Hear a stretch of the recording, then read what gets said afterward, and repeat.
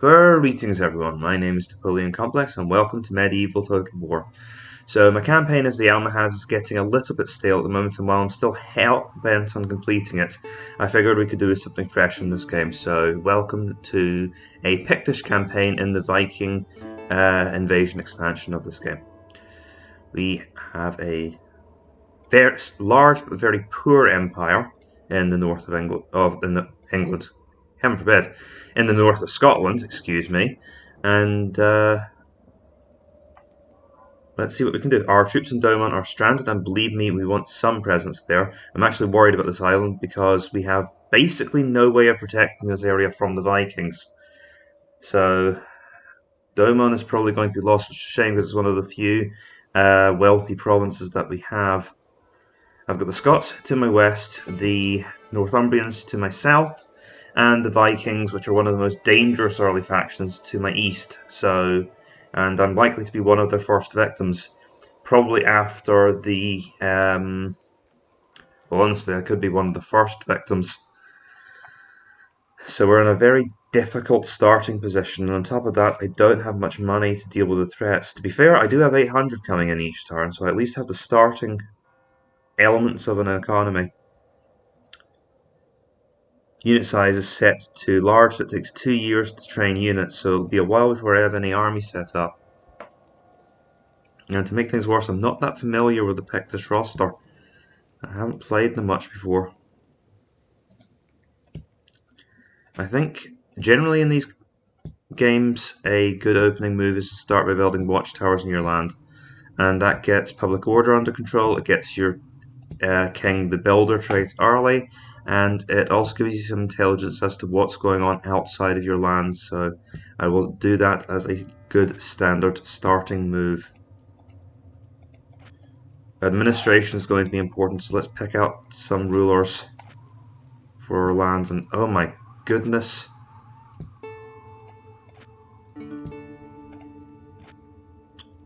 We have absolutely terrible administrators. Where are our wealthiest provinces? Well, as you'd expect, they're in southern Scotland. And Kate is okay as well. Fib is probably our best bet right now. It's the only place where the wealth is coming from farms.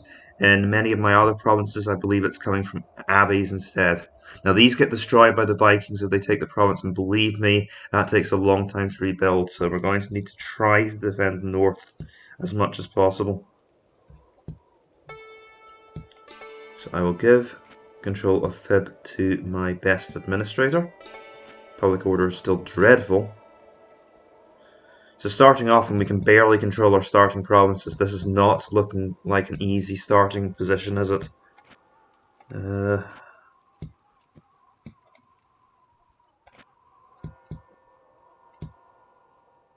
I'm just looking at this and trying to get public order up enough to raise taxes just a little bit, just so we have some money coming in.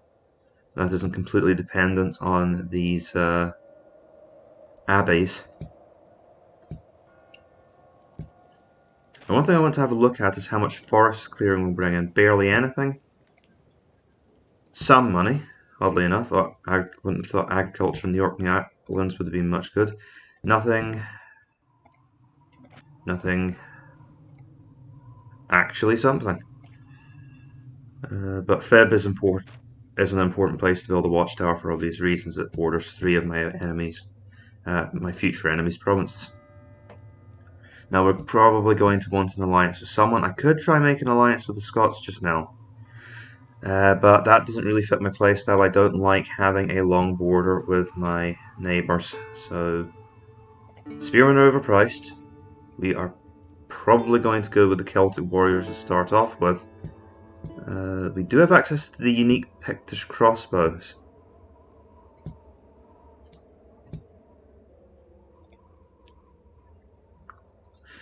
There aren't that many armoured units this far north though, so yeah, I'm probably going to go for Celtic warriors. I suppose I could go for a unit of berserkers, but no, that would take 4 years to get 1 unit of them. Sounds awesome in theory, but in practice too expensive. And is it worth distributing my other titles? I guess just quickly.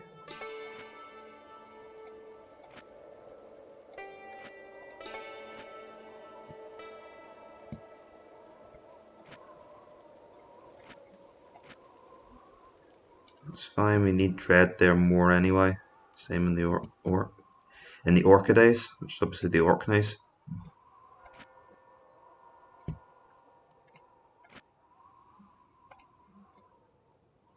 I'm not going to quibble over 43, you get the job. Have fun. Right, no invasions this turn as we're nowhere near ready to start attacking other places. And let's just check our loyalty quickly. Over taxes there before we get a rebellion. May as well take the tax money, we've got it available to us. Let's start thinking about a road of invasion. I could very quickly strike at Dal Riada. There's not much money there, but it would cut the head off the Scots and split them in half. So that's a potential early invasion path. So these could move into Athfotla or Feb as reserves, because we're going to move in, I think, to Dal Riada early.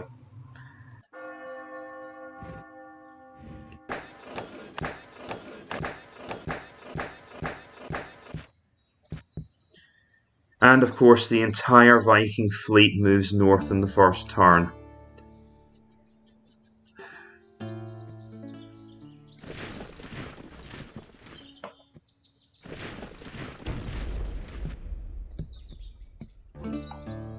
Well, at least they're threatening the Orkney Isles and not our capital. I'm not sure if it's even worth investing here now.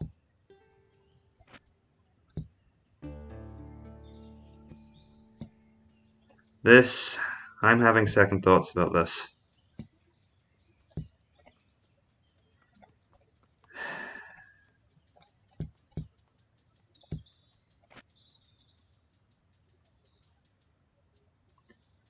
But honestly, the Vikings could strike me at any time, so we have to be aggressive.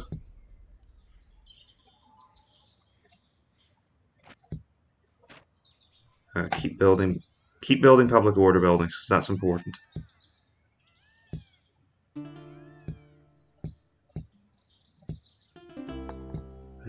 It's even worth investing in the Isles.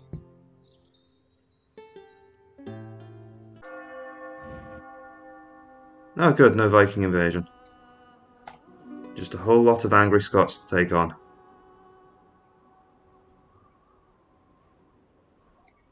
I didn't think there'd be quite so many. They would be quite so high valor.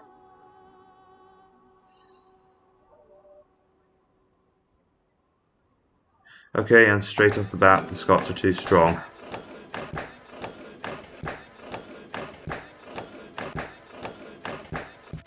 Because of course they get a better initial unit as well.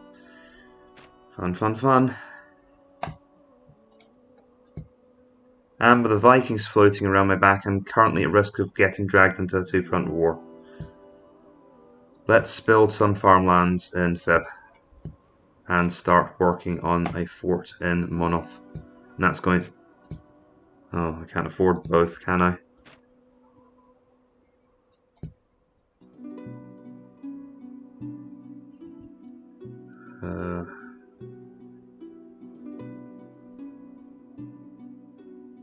I don't actually think that the unit you get from the upgraded version of the Mead Hall is anything special for the Picts, so I'll postpone that to get some actual farmland up.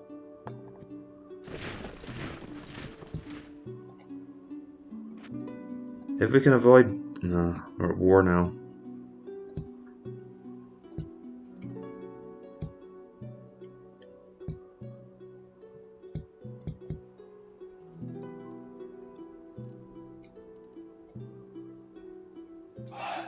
I do have a full body of Celtic warriors available now.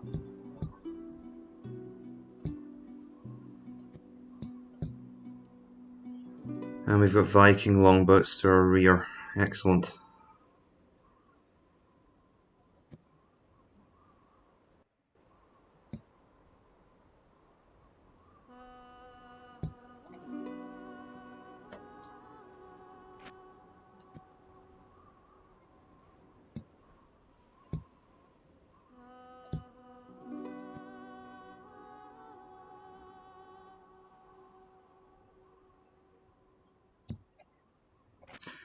I'm going to make a feinting attack into Moray. So again, I have no intention of this attack actually going through. I'll focus on another part of the UK. What do you want our poor hills for?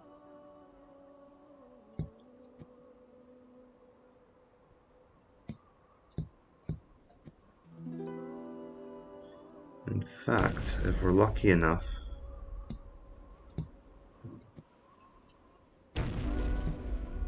I might be able to compel their withdrawal. But that would involve leaving Feb completely open. And Feb and Monmouth are my only agricultural provinces.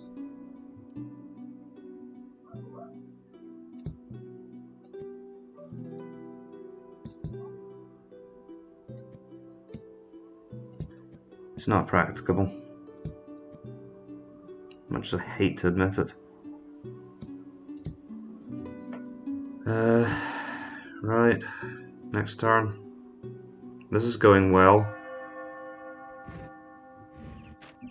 So I picked this because it's probably one of the less trodden paths in the game. Most players probably don't pick the Picts, and certainly not for a Let's Play, but there is a reason for that. It's a flaming hard campaign. Right, now that we actually have some troops available, I can start thinking about this in a bit more depth.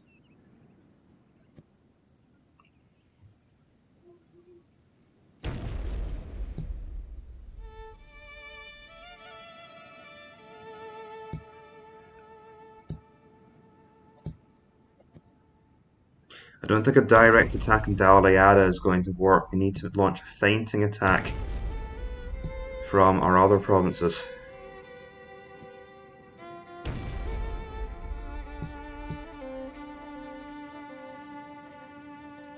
And try and take Sile instead, because this is the Scottish breadbasket. That and Ulster. But the thing is, they've got a massive income coming in from Ulster, because the Scots at this time, of course, were migrating from Ireland and control. That's symbolised by them controlling both Ulster and Dalriada over here, the western coast of Scotland.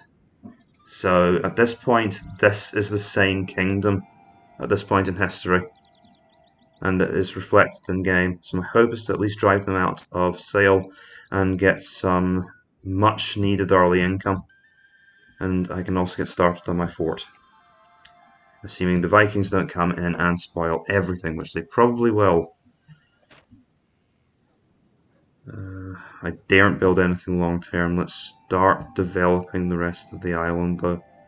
Let's see, it's 1,000, 1,200, 1,400.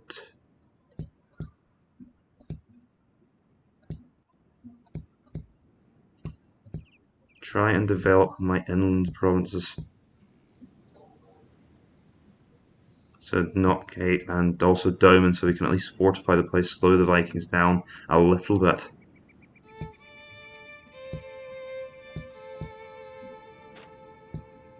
Actually, okay, so we'll prior.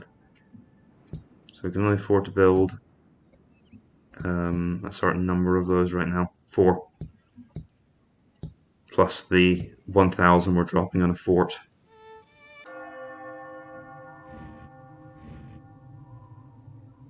So we're definitely not taking that attack. That would be suicide. And that is also suicide, especially since they've recruited the unit of spearmen this turn. But we did manage to force them out of Sile. I have no idea how to pronounce these old Scottish names, I suppose. It'll be Gaelic, I guess.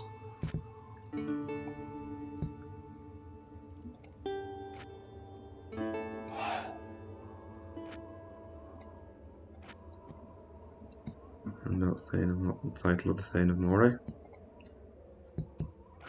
Public order's a disaster already, and that's their king inside.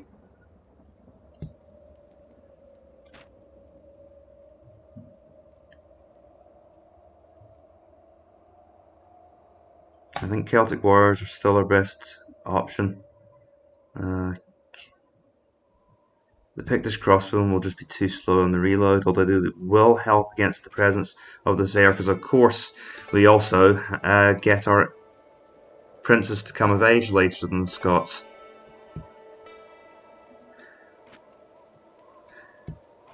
This is already looking a lot harder than the Almohads' starting position.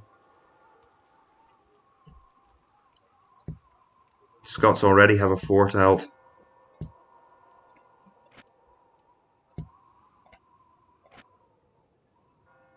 So I need the lion's share of my soldiers here, and what exactly is Feb supposed to do to stop a Scottish counterattack? I will once again lead a feinting attack into the provinces. I'm not sure if this can work for. Remember, I need to leave some kind of presence in Maynooth.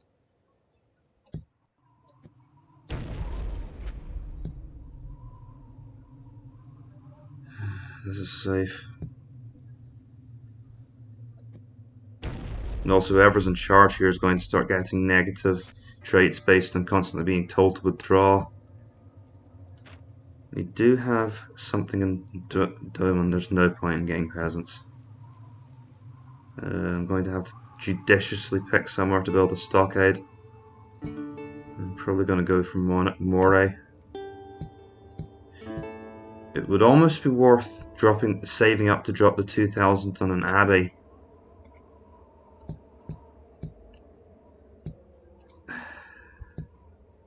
Given that it's really not worth developing the rest of the islands, I'll probably start saving up for that.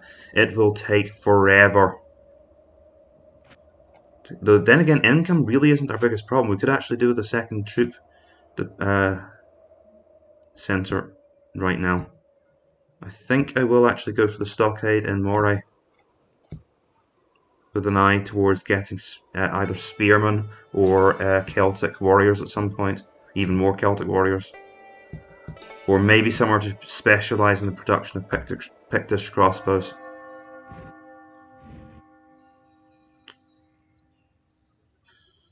You see, that's almost winnable if we can get a hill.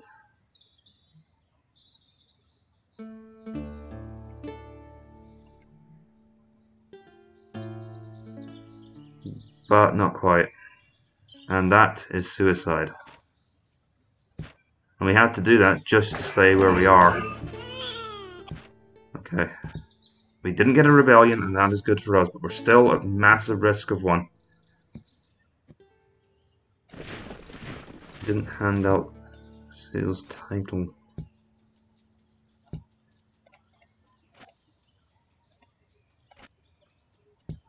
I was sure we had a good administrator somewhere.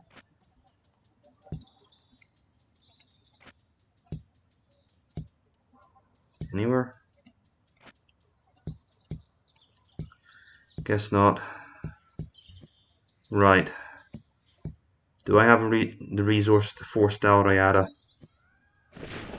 Not with public order this bad, I don't.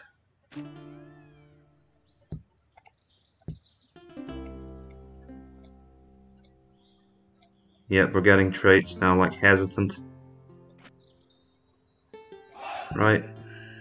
The prince can take responsibility for this feint attack this time.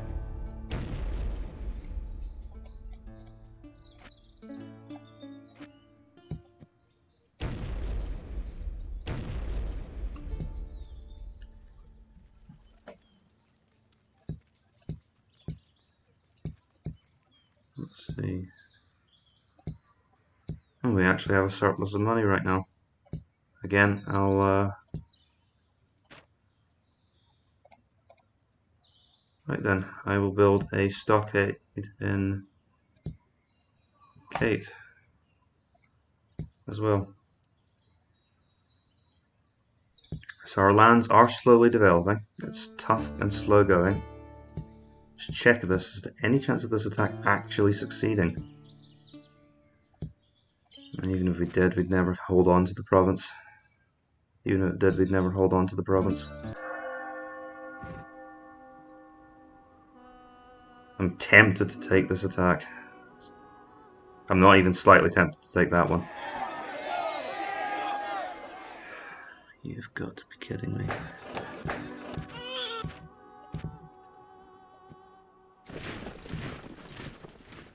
full stack of Highland clansmen. And the campaign's barely gotten started.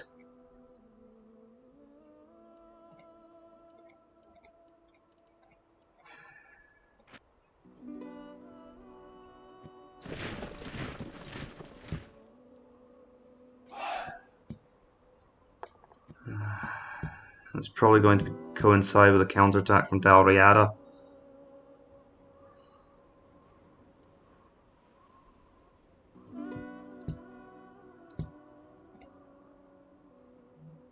And we were almost there.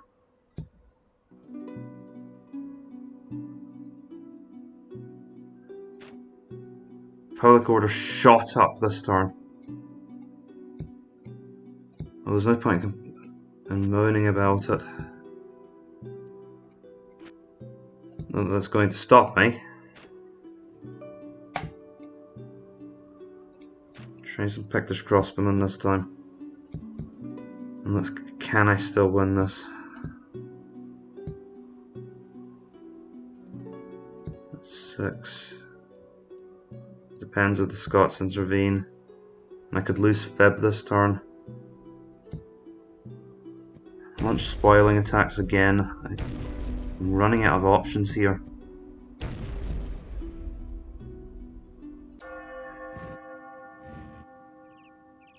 Call off. Call off. Here we go. Let's see.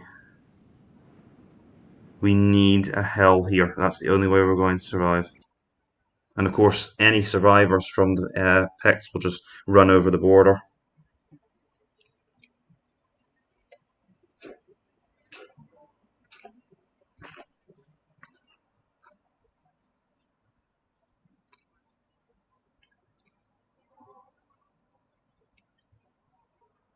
And of course, while all this is going down south, the English are busy building huscarls.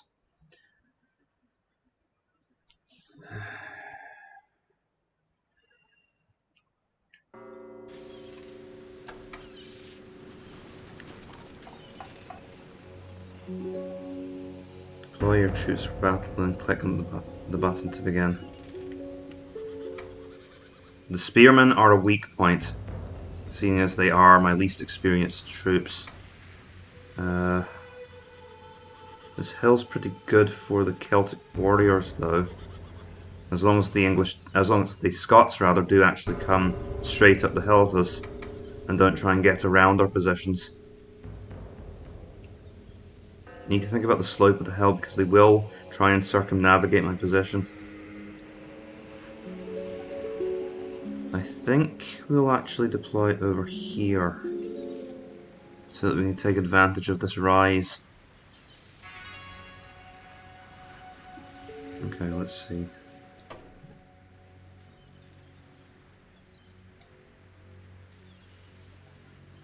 I need to arrange my Celtic warriors in long lines so that their shock impact is maximised.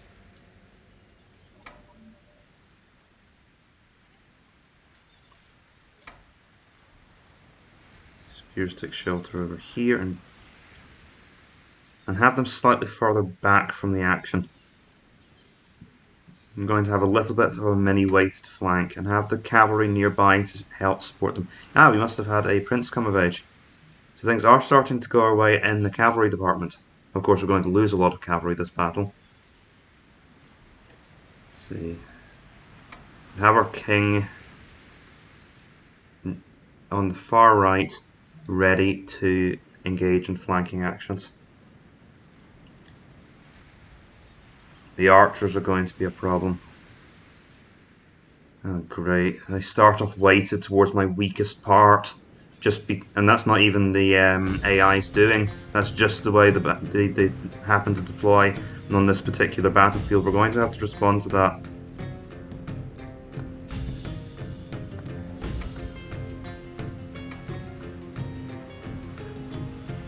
Now I need to use these cavalry as frontal charging lancers.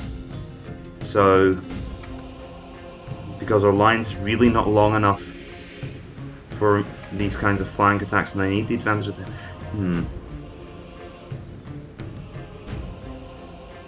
We won't necessarily stand long enough in melee either way, either the Scots or us, in order to engage in sweeping flank attacks. Our troops aren't resilient enough for that.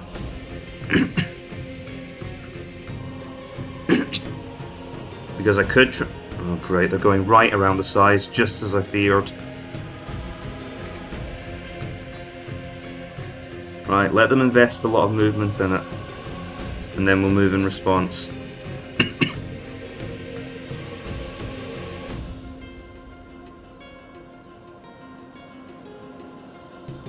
Hopefully exhaustion will help take away some of the enemy's bonuses.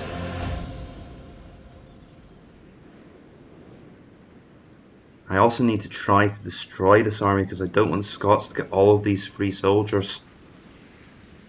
Under the command of their general, I would like to destroy this army if at all possible.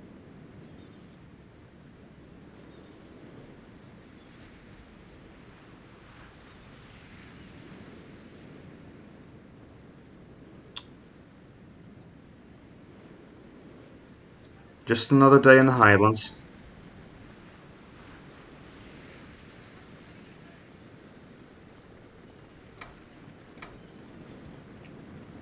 Because of course, as you know, we still have this kind of warfare here in Scotland. And a man is not allowed to marry unless he has pillaged at least 15 farmsteads and stolen about 200 chickens and dropped them at the feet of his would-be partner. Man or woman, because this goes for gay Scots as well. And of course that is a very well-known Scottish ritual. Okay, the AI is threatening to make life a little bit easier for me here.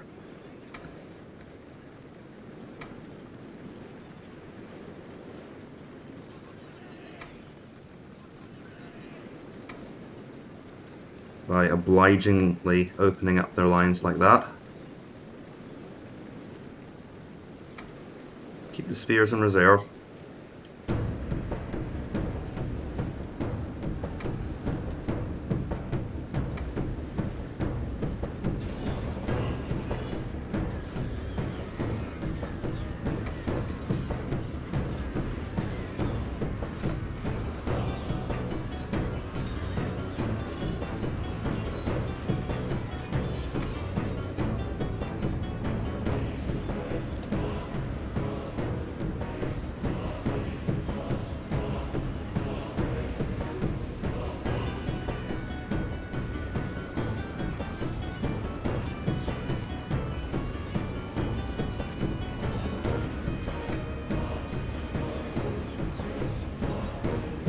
Oh, they're fighting to the death.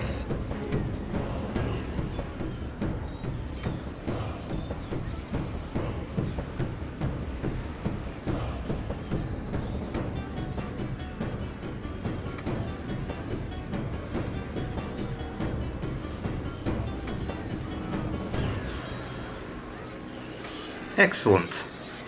Well, that's half the Scottish army down. Casualties are pretty severe though. How's the king doing? Slaughtering them. Well, everything's gone better than expected, because I half expected the campaign to end here.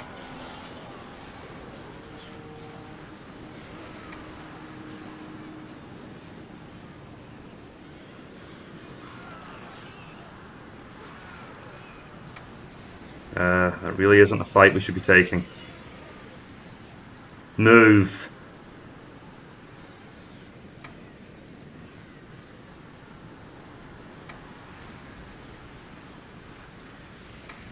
Craven whore son that he is, the enemy general flees. I don't expect it will be long now.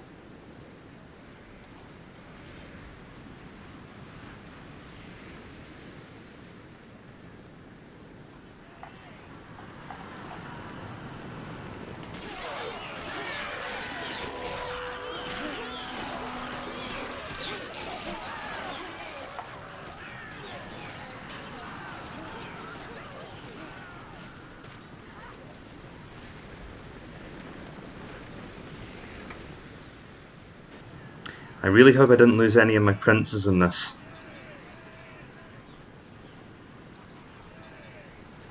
Because losing an heir this early on would be a blow. Though honestly, at this point, I'm more worried about losing the bodyguards. But all things considered, this could have gone a lot worse. Looks like we're going to catch and kill most of the Scottish forces. And none of these guys are getting away. I'm going to execute every last one of them. The Scots are not getting this army. Not if I can do anything to stop it. We took some heavy casualties, but we'll have gained some experience from that as well, so my troops will be more effective in later combats.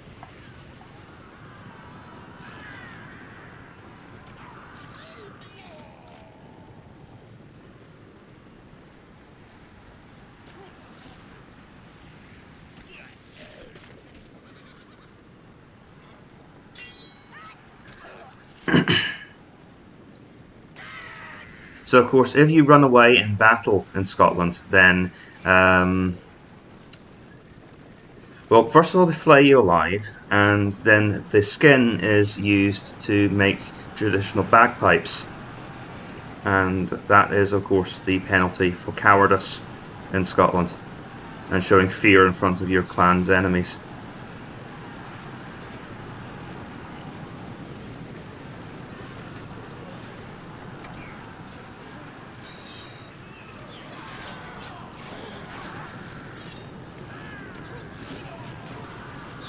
But the problem is that, you know, although we Scots put on a tough facade, we're really a very squeamish people. Have captured the enemy general.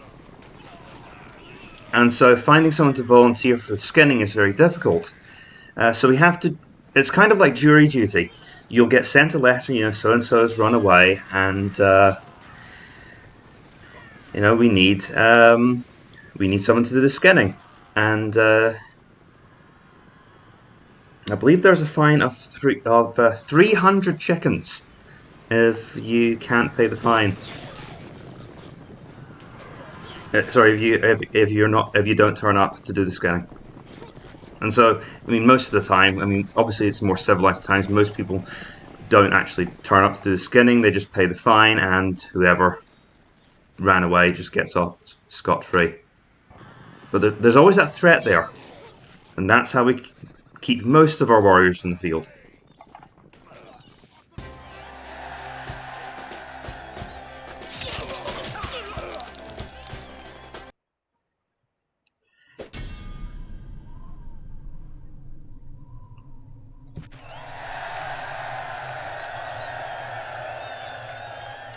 Oh, the irony.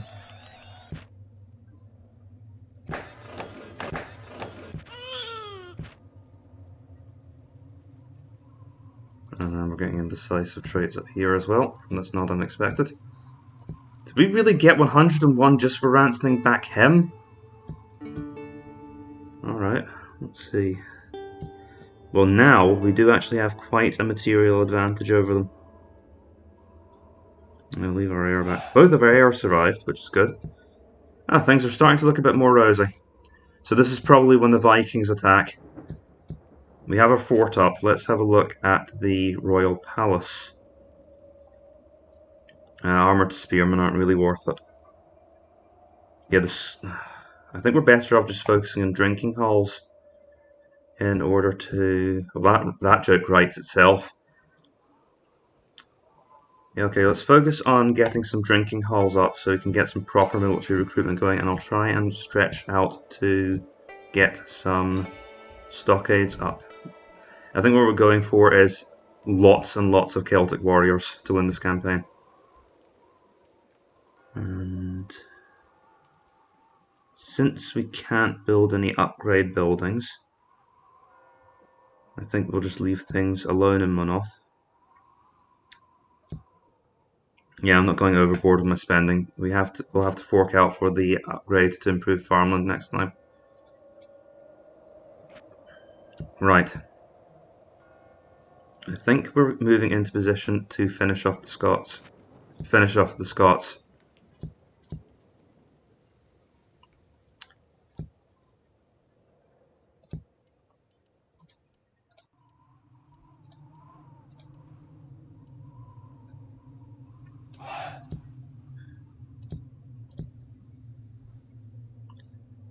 we're still not in a great position, are we?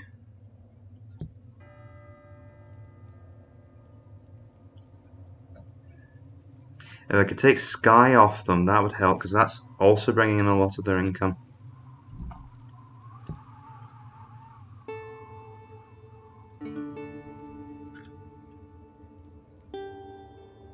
I suppose my cavalry would help to mop up the enemy archers. If I can get units of them behind. Also remember that my bodyguards are... Oh, the bodyguards... Oh, right, this bodyguard borrowed troops from this bodyguard, and that's where the numbers have come from. I'm also mindful of the fact that Syl isn't really under my command, under my full control yet, and if I don't keep that in mind, we could see another rebellion spring up. Unfortunately, I think we'll have to launch another spoiling attack for now. And yes, another one, I know.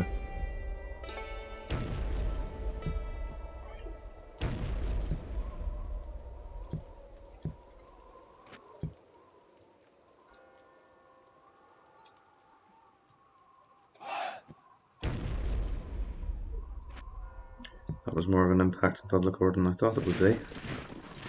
I'm trying to protect Feb in case they launch a counter-punch against us. Could also launch one from Athfotla. And I'll put a tripwire force there. We might take Sky this turn, because I think I've actually got enough troops there to make an attack on it. Although those are both archers. Probably not, actually. We're at risk of bandits there. I'll lower taxes in Feb.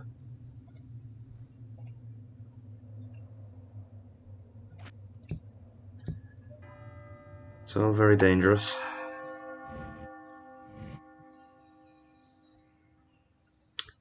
That draws some forces away from Dalriada.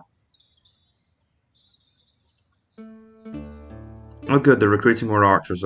I'm a lot less worried about the archers than I am about the Highland clansmen. Good.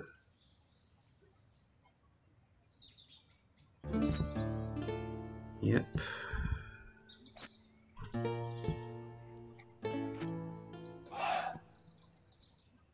Wow, vacillator's a bad trade. How's public order doing? That's the real millstone around our neck right now. You know what? I'll take 3 dread at this point.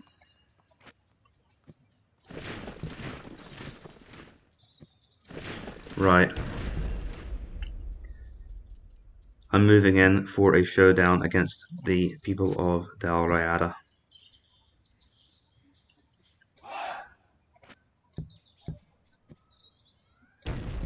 So I'm bringing 3 units of Celtic warriors, 2 full units of royal bodyguards, 1 quarter unit of royal bodyguards. They should spread some disruption again. That should be enough to deal with these 4 units. And just so the Scots don't get any funny ideas, I will also launch a strong attack again. Well, strong attack in quotation marks against Skye. And once the Scots are forced up into Skye, that should be the beginning of the end. I've been extremely lucky that the Vikings haven't attacked. And we're about to get more troop production. This is going reasonably well. I'm not feeling bad about this campaign anymore. I don't know how we got to this point, but I'm actually pleased with the progress. Of course, this doesn't change the fact that things are going to be going wrong in the south, because they will be building Huscarls in the south, and I have no idea how I'm going to confront those. Maybe that's where the Pictish crossbowmen might actually come in handy because of their armor-piercing ability. So yeah, we're not going to attack in Skye, we are going to attack in Dalriada. Those forests are probably going to get in our way, because of course we have no ranged ability whatsoever. Whose fault was that? Whose decision was it to not build crossbows? Don't answer that.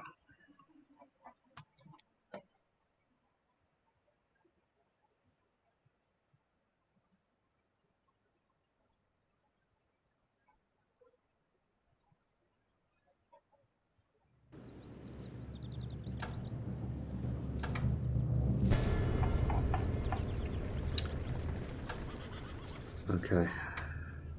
I see you. Right, of course they'll pull back to the forest immediately. Aha.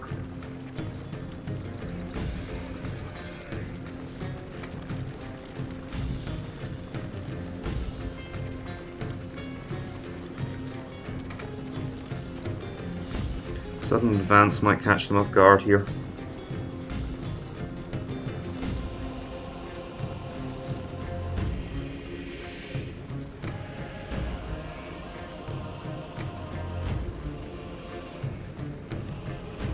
So I'm hoping to run down the archers before their troops can get into protective cover. And watch out because the ground does slope up here slightly. You guys come over towards this side of the battlefield.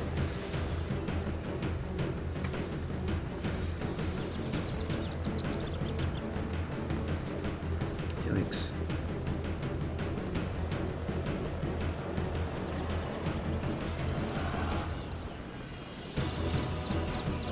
Good. It's honestly about as good a start as we could have hoped for. Getting one of their archer units immediately.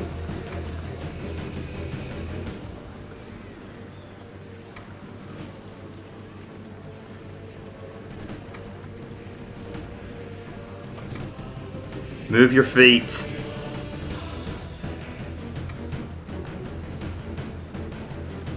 And get the cavalry into position for a flank attack. Right, good. Now swing round and hit them in the flanks.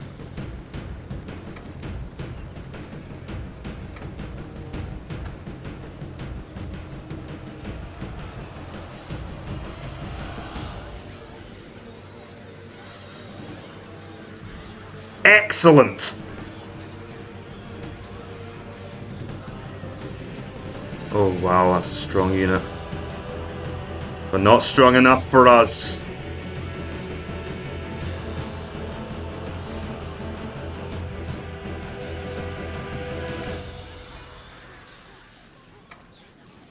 Excellent start. A third of the Scottish infantry are crushed.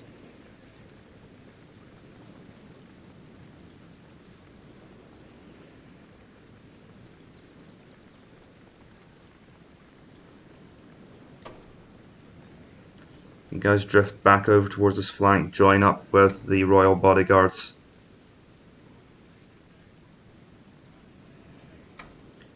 And form a crescent. We're going to try and surround them.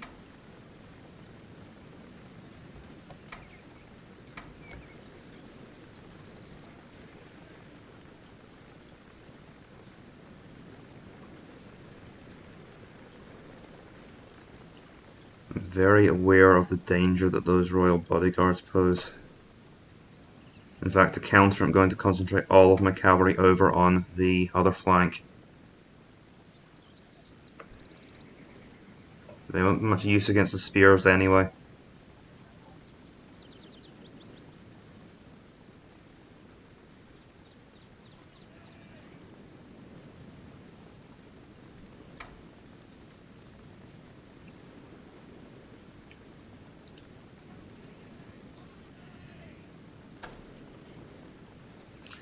Can't fear the cavalry forever.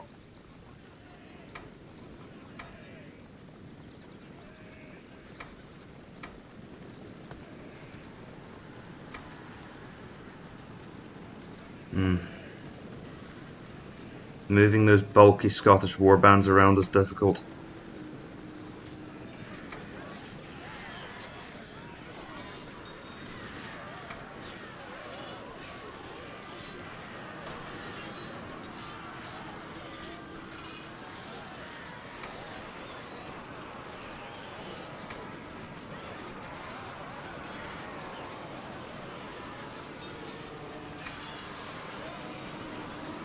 Here we go. This is the showdown.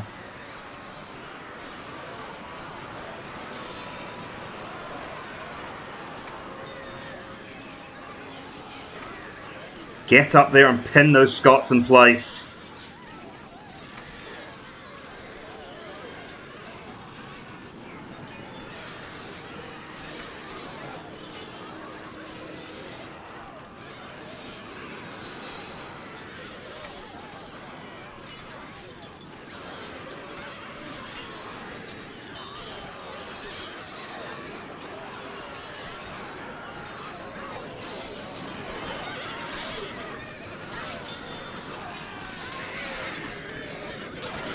And the battle closes in around the Scottish king.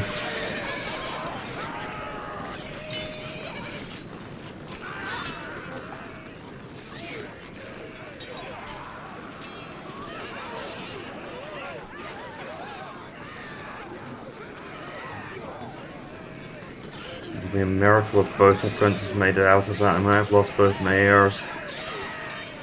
Hopefully someone else comes of age before king dies.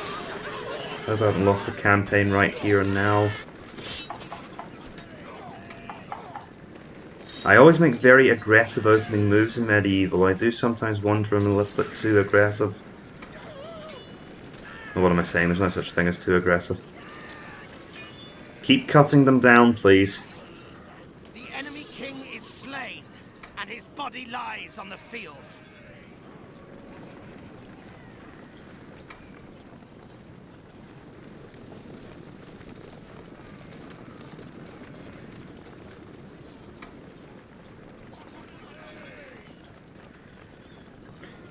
So it's not clear whether it's not clear whether our wedding arrangements are a Scottish tradition, which is brought over from Northern Ireland, or a Pictish tradition, which is co-opted by the invading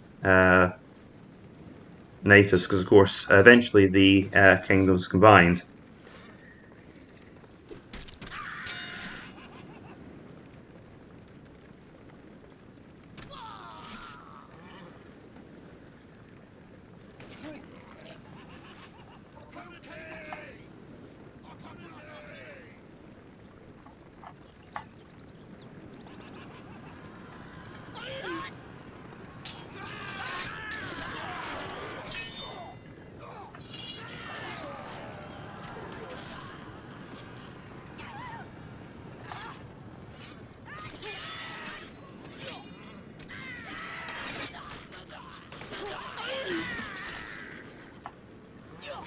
I think we can say this is a wrap.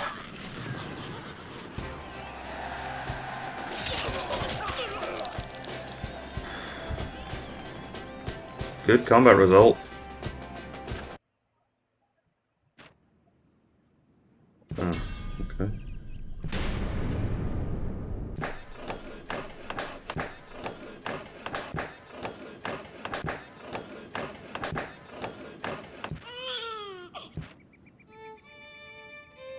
No mercy? That sounds about right. Fortunately, that means even more morale loss. So our armies are very effective as long as we don't start losing. Once we start losing, the morale shock will get us very quickly. We lost the prince. I think I need to try and protect my second one, because currently that's my only heir to the throne. We do get Prince Drust, but he's 10 years away. And King Castantin could be dead in that time. So let's protect the one heir we have remaining. And the king must be... Oh, the king must be in Ireland. Which is fine. That's far enough away from us. Now okay, let's see. This might be a good place to stop.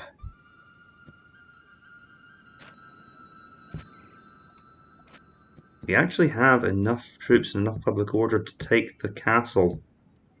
And I'll detach some warriors to take it. I'll detach my main army to take it.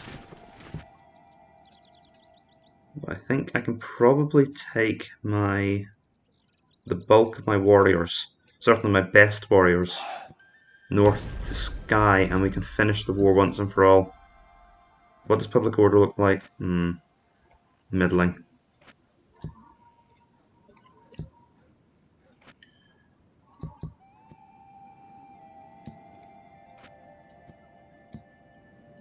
Yeah, you'd be surprised what can go wrong with a 1% chance.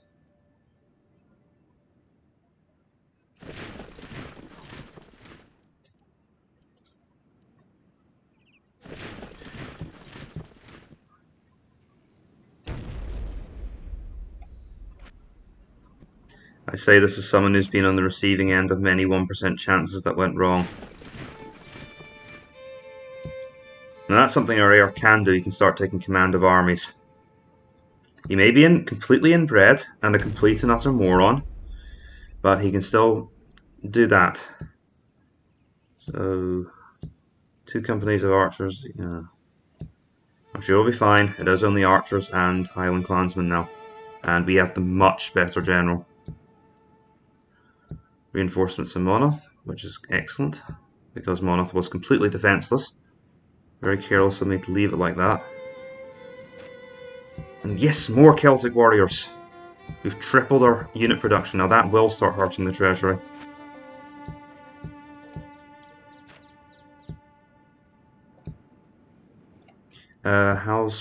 So we're still building farmland and Sale. Dalriad is under siege. There's nothing more to do. Czech Public Order still holding up. Start fortifying Doman.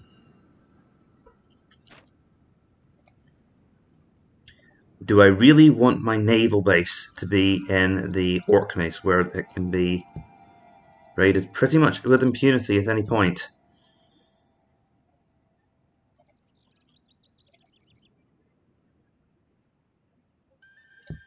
Start building a mead hull here and boat builders here.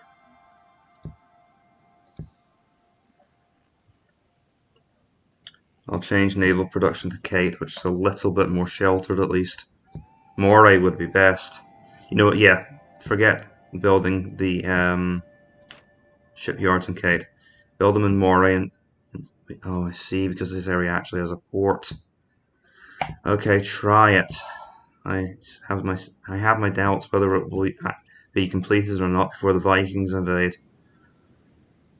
One more turn for today, I think. Great. Guess we won't be building the shipyards today.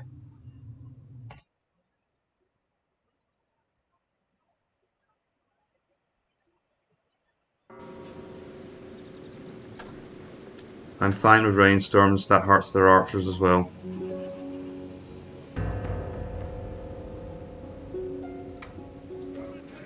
No way am I letting them away with that. Move in for the intercept.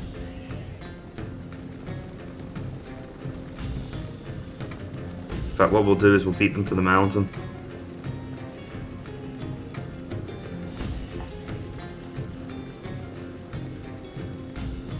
Okay, they've realised that the gig's up and they're running up into the hills.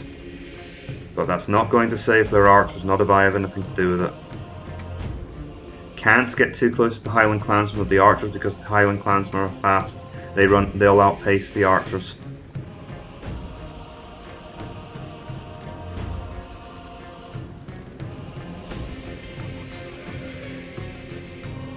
I don't need a better invitation than that.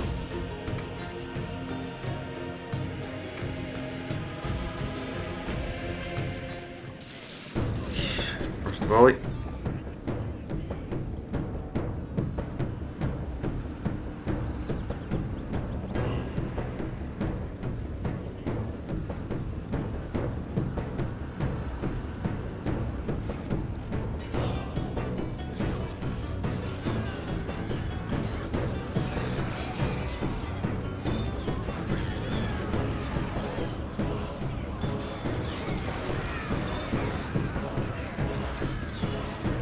So even in expert mode, the AI does seem to lack a certain killer instinct sometimes.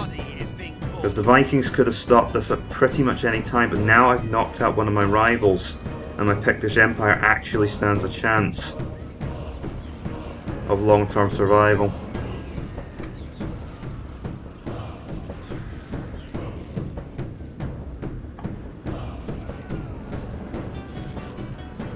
Because I have a decent income base now. I say decent because there are still probably single provinces in the south of England which can outproduce my entire empire. But there are some wealthy provinces in Scotland. So Viking invasion is very much not a balanced campaign.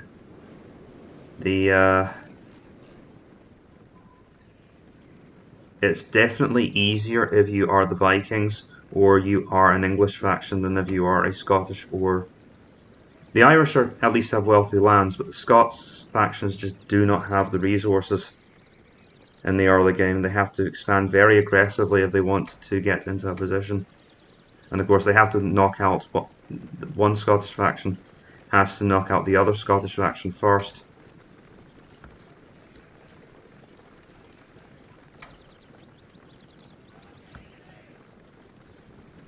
I suppose I shouldn't say Scottish, I should say Northern British, because of course that's one of those factions are the Scots and the other are the Picts. Scotland isn't called Scotland at this point in history.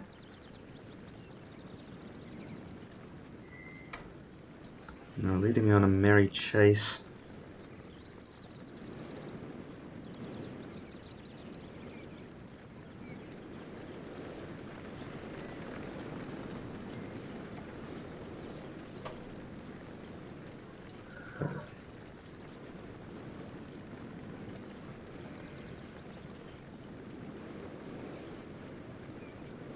Too late. Far too late.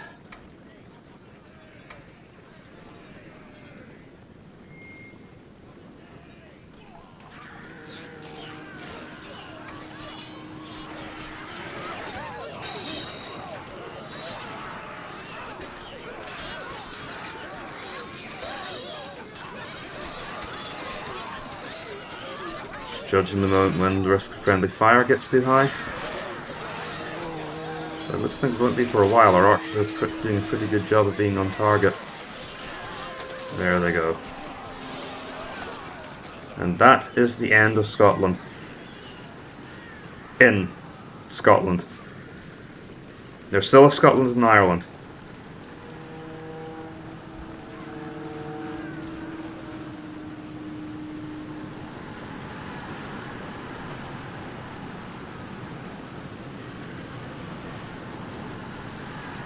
This time I can ransom them back, because at least it'll keep the Irish busy.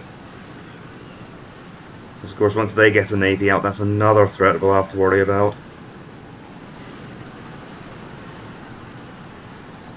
So the Irish don't start with the navy, so they start off isolated from everyone else. And you'll need to build one in order to get anywhere.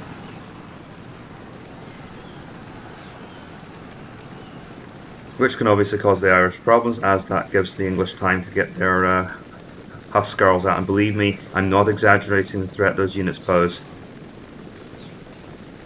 High Valor Hussars can decimate entire armies on their own, especially with the expert mode bonus.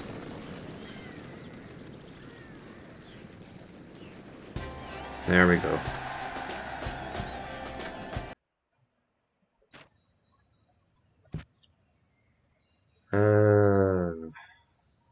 I doubt you guys wanted to see me take some random hill fort. Got a ton of money from that in ransom. Scotland is almost ours. Skye is going to be in massive unrest, but we can deal with that. I've already got it back up to caution. And, oh, we took an abbey from that, and it wasn't destroyed in the fighting. Alright folks, my name is Napoleon Complex, and I think that's a good start to the campaign. Thank you for watching the video. Please consider leaving a like and subscribe if you enjoyed the video, and I will see you next time. Farewell.